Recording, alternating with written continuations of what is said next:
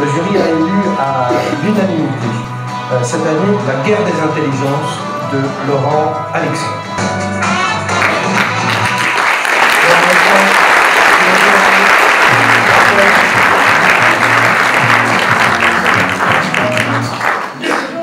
Première question, êtes-vous un robot?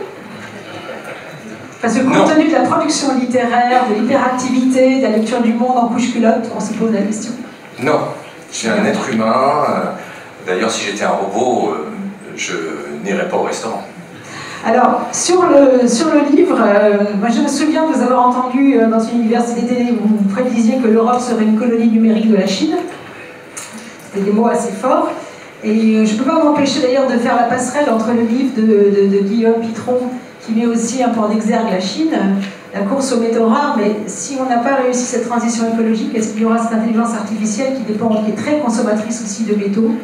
Donc on a une impression de faire peut-être de chausser les bottes de 7 lieues pour aller directement d'un monde fossile à un monde dominé par l'intelligence artificielle sans se poser la question peut-être de la transition écologique. Donc, je vous donne à penser, c'est quelque chose qui nous a interpellés quand on a donné le prix à ces deux ouvrages.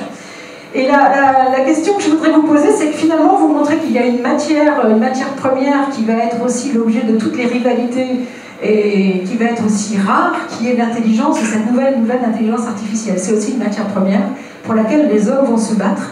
Et il y a des enjeux politiques, des enjeux de formation juste colossaux derrière ce qui est en train de se jouer. Donc juste en quelques mots. Oui, on ne s'est pas rendu compte qu'on changeait de modèle capitaliste. Et dans le modèle dans lequel on rentre, les intelligences, c'est-à-dire l'intelligence artificielle et l'intelligence biologique, deviennent la matière première.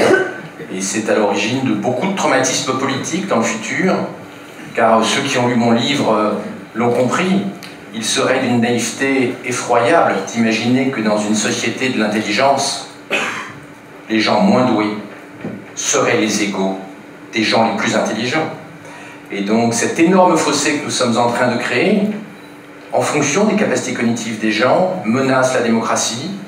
Vous avez probablement vu qu'il y a dans le monde plusieurs dizaines de livres qui ont été publiés ces 18 derniers mois sur la mort de la démocratie, sur la fin du modèle démocratique. Nous sommes effectivement face à un immense challenge. Nous avons industrialisé l'intelligence artificielle sans démocratiser l'intelligence biologique. Et c'est une faute politique, c'est une faute philosophique, c'est une faute morale qui va nous retomber sur la gueule. Car Harari a raison, si nous ne faisons rien, nous aurons des dieux et des inutiles. Gods are useless, les gods qui maîtrisent l'intelligence artificielle, les jeunes gens d'HEC, là, et puis les inutiles, les autres, les gens à moins de 150 de quotient intellectuel en 2050. Et cette société est un cauchemar politique, est un cauchemar démocratique. Donc oui, il faut qu'on se secoue. Et vous, vous êtes au cœur de cette problématique. Les DRH, Manpower, qui est un industriel de l'emploi, les jeunes gens d'HEC, le monde académique, le monde universitaire, c'est bien dans ce triangle-là que la société de l'intelligence va se construire.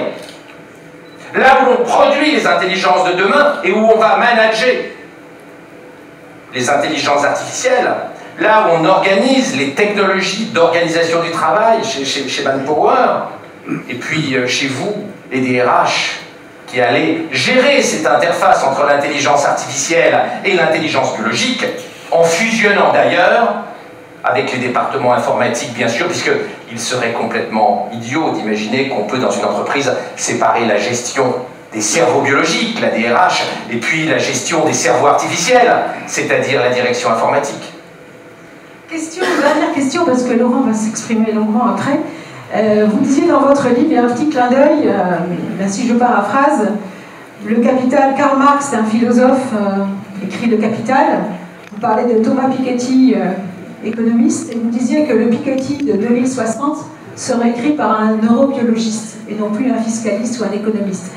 Donc derrière la question, on voit bien même le rapport à la construction du capital, l'accumulation du capital, l'acquisition du capital, toutes ces cartes économiques vont être rebattues radicalement. Radicalement. Et on parlera plus du code numérique que du code civil. Bien sûr. Mais le point principal, c'est que la fiscalité ne peut pas réduire les inégalités au XXIe siècle.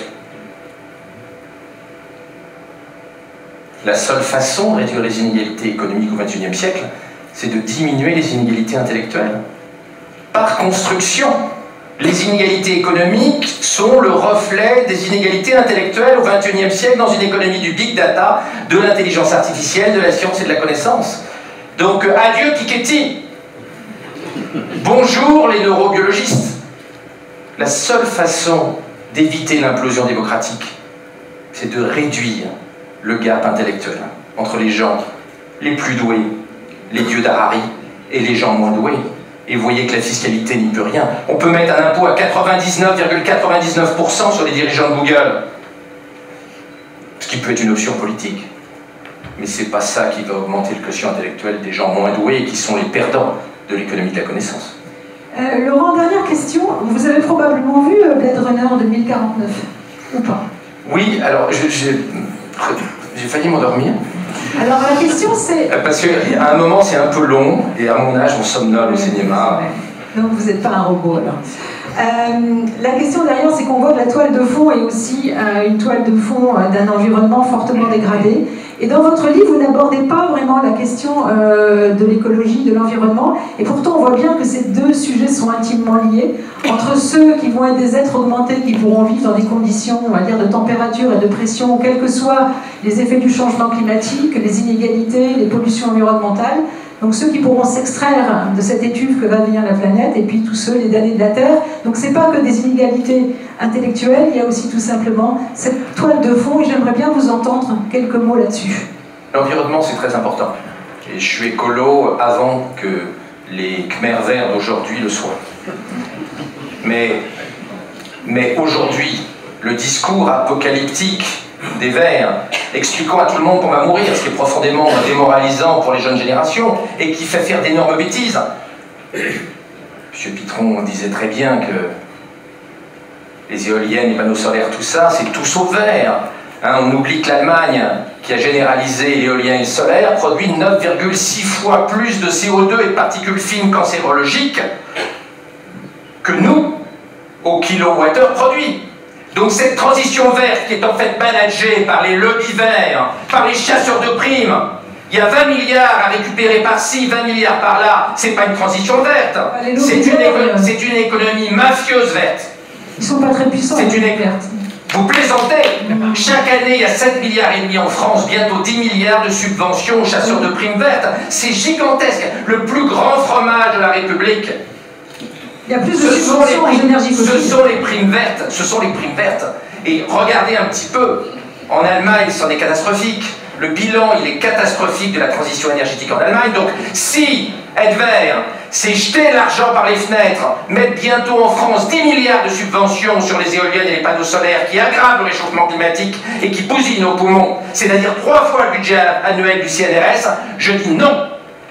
Voilà, je dis non, et je ne suis pas favorable à ce que nos pays soient gouvernés par des ayatollahs verts qui en fait sont instrumentalisés par des lobbies qui sont loin d'être luisants. On imagine que les verts sont toujours propres. On a quand même découvert que le principal lanceur d'alerte sur le glyphosate avait touché 160 000 $ des cabinets d'avocats qui attaquent Monsanto.